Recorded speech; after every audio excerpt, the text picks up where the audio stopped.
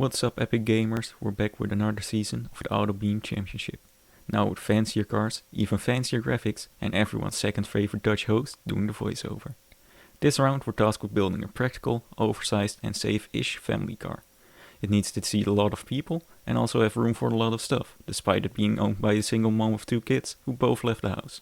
Now all that's left are the cats, the live, love quote on the wall, and our first car this round. The Alpine Alpestream Nordic. It's powered by a turbocharged inline 5, so therefore it's already perfect, but it's also fast, good scoring and good looking. It also has curtains, and what more could you want? Well, according to Legacy Wolf, you want a 4-liter naturally aspirated inline 4, which powers the Stinger Dynasty Touring by ATMC Motorsports. Even though I actually really like the looks of this, it seems like I'm in the minority here, which is a shame. Next up is the Kamaka Passageway LXV by Basedworks. This speed machine does 0 to 100 in under 9 seconds, making it one of the faster cars, and it shows in the lap time. The automation rating and aesthetics weren't bad either, well done. Now we have the car that I drew when I was 6, by Belt Job Union Manufacturing. It's very fast, has a pretty good score, but since my drawing skills weren't great when I was 6, it didn't do very well in terms of aesthetics. Here we have the Vauxhall Mariva. The Bradford Motor Company Esta Raider base. It scores perfectly across the board with all of the funny sex numbers. 69 second lap time, 69 automation score and 6.9 in aesthetics. Now that's why they call an epic gamer moment. Next up is the Manager by CF Games R&D Sport. It has a twin-turbo V8, which I'm sure some overweight American will love. However, the markets did not like it that much, only getting 33.5 in the automation rating. All my friends know the lowrider. The Elgato Racing Crowns and Roamster Road Sport Lowrider to be precise. This GTA inspired car might not have the best aesthetics rating, but it certainly does look cool. At over 2.2 tons, it is also quite a chunky boy, which didn't help the lap time. First Gear Automotive is next, with a cross country, in all caps for some reason. It has a decent lap, a good score, a great design, and most importantly, a gradient over the picture, giving it first in aesthetics. Here we have the interestingly named Stan's Mom's Hot Milk Behind the Wheel by the also interestingly named Versa Horny Sport. It's very fast, great scoring, but apparently people weren't very keen on the hashtag Stans Live. Next up is the Pilsmobile by Rolls-Royce. On paper it's a very fast car and the only one to opt for a boxer engine and 4x4. But it got a hefty time penalty due to the low automation rating. The very dark pictures didn't do wonders for the aesthetics rating either. High Powered Machines is next, with a not that powerful from Marshall Cadre. This Top Gear inspired car did not manage to set a car wash on fire, but it did look fire, as the cool kids would say. Now we have Neville the Devil and a crane with the Corvallis Tremor KS. It has a pretty chunky i6, which means it's really fast. However, it just missed out on a podium spot due to the lap time penalty. But it still gets great results across the board. Next is Lizard Beat with the Philorus SC5. It has a front transverse mounted turbo inline engine with an advanced automatic transmission, just like everything else, and it has a solid lap time and automation score, but the aesthetics were a bit lacking. Moravia Motorworks is next, with a Sumac Grand 24. It's also the same as everything else, but this time with a much better aesthetic score and quite a bit slower lap. Now we have the legendary Mergicars Auto Beam team. It's a very special car, being the only wagon and the only one with a V10. And being one of the few to not use turbo, but the markets weren't a fan of that. And the 18 seconds 0 to 100 didn't help the lap time either. Now we have not a car, but a cathedral, a burning one to be more precise. Sadly, it didn't set the crowd on fire, only getting 3.8 in aesthetics. The very underpowered inline 4 also meant it got the slowest lap time. Next up is Team Van. The Phoenix motoring with a Brute C. It has a twin-turbo V6 powering the rear wheels, and it has a leather chassis, which didn't work out well for the markets. The low markets also meant it got a lap time penalty. POC Motorsports is next with a Detroit Appalachia XLE. It's a great looking MPV, given its second place in aesthetics, and the automation score and lap were also pretty good. Very solid entry overall. Now we have the always not quite great Zaza faxing machines with a Mallor SoCal Cruiser. This American chunky boy is pretty fast with a second place in lap time, but lacking in the automation rating, narrowly missing out on a lap time penalty. Next is the Purse Caveman by Reckless Engineering. It is an absolute unit of an inline 4 at 4.1 liters, and it's hooked up to the pretty lacking 4-speed automatic transmission. Overall, this definitely not a Cayenne, did okay. Now we have Team Van, Subin, with the PC7, which is clearly built to last. It is a naturally aspirated V6 powering the rear wheels, and it has a corrosion resistant chassis, so this will be fine after 20 years of bringing the kids to school. Now we have the Tehran Racing Division with the Move Touring. I can't find a single thing special about it, so I don't know, it's a car. Yay! Next up is Team Van. Yes, the actual Team Van.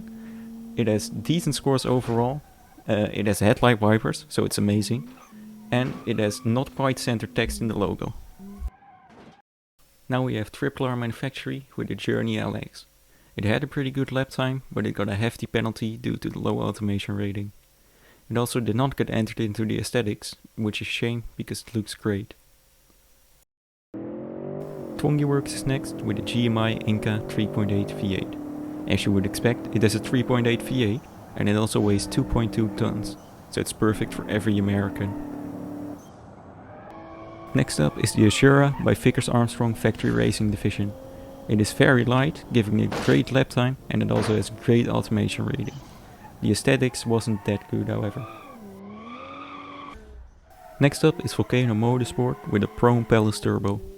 There isn't really much special about it, and it scored pretty decent across the board, but for some reason on the logo, the lava is flowing up the volcano, which I don't think I've ever seen before. Next up is Waffle Motors with the Roomstar 5. It has a very small inline 6 and only weighs 1566 kilograms, which gave it an amazing automation rating and a decent lap time. The aesthetics were also pretty good. Winthorpe Motors is next with the Savoia. It has a 0 to 100 of 8.7 seconds, which helped it get a very fast lap time, while still getting a podium spot in the automation rating. Very well done. Speed is next with an extra pointy C4 Cactus. It has a 1 liter engine, which is almost half the size of the second smallest engine, and it also has a dual clutch transmission. It didn't help the lap time and the aesthetics weren't great, but it did have a decent automation rating. For the final car we have the Helios Pioneer LE, scoring a podium spot in every category and the fastest horse in the Southern Hemisphere, being the only one to go sub 1 minute. This is some truly impressive driving, engineering and designing. I'll now let you look at the rest of the lap.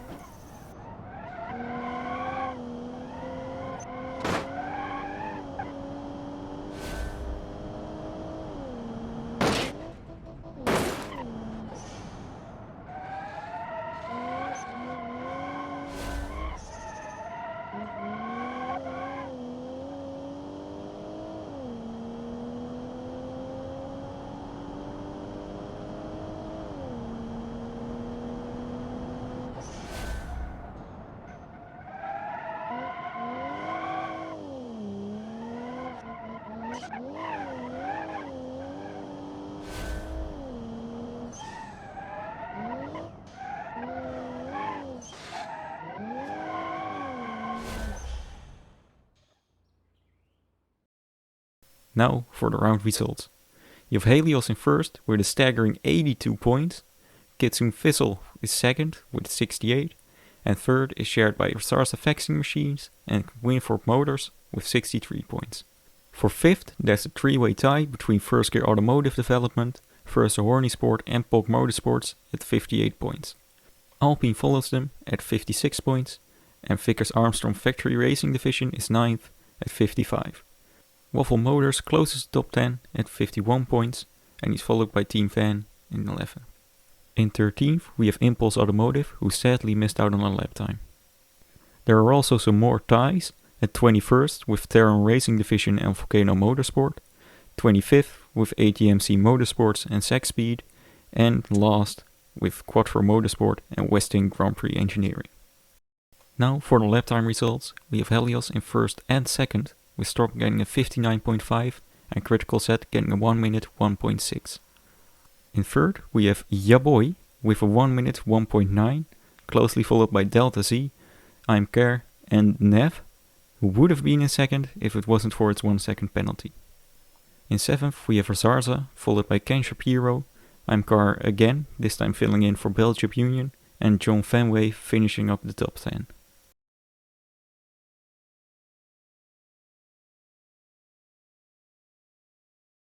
Now, for the automation rating, we have Impulse Automotive in first with 93.4 points. Helios is in second with 92.8 and is very closely followed by Winford Motors. In fourth, we have Vickers Armstrong with 92 points, followed closely by Waffle Motors at 91.8. Versa in sixth, followed by Kitsune Vissel, Alpine, Merivian Motorworks and Razarza Vacuum Machines closing the top 10.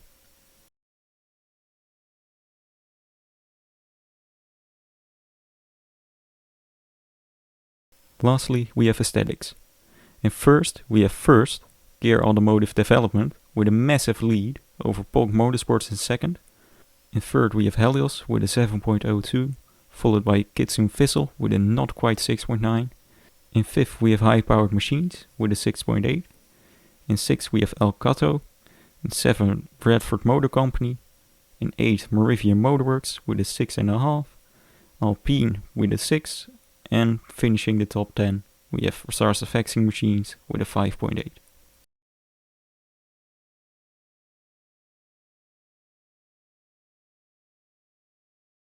Now, this is already the end of the video.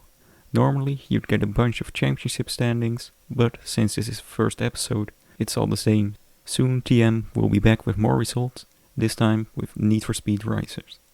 Goodbye!